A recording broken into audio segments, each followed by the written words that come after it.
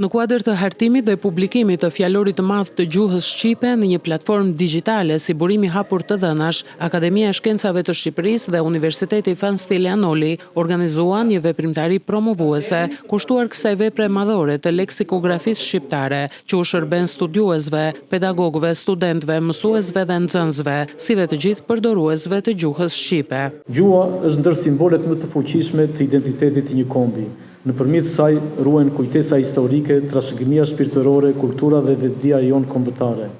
Për këtë arsye, studimi, ruajtja, pasurimi dhe standardizimi i gjuhës shqipe mbeten një detyrë e përhershme kombëtare dhe akademike.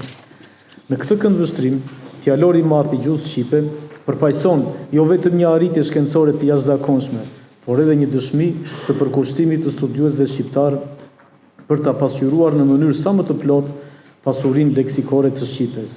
Mendoj që është një vlerë jo vetëm kombëtare, por një vlerë për të gjithë shqiptarët, kudo që janë sot në botë. Dhe gjej me vend shprehjen që tha rektori pak më përpara, është jo vetëm një vepër me vlerë shkencore, por është dhe një monument kulture. Fjalori i madh i gjuhës shqipe është përfunduar në pjesën më të madhe të tij dhe është bërë i përdorshëm për publikun dhe studiuesit në një platformë online ku priten komentet dhe vlerësimi i cilësisë së këtij fjalori. Një gjë e tillë do të zgjasë për rreth një vit dhe më pas fjalori do të printohet për të qenë i përdorshëm nga të gjithë shqiptarët.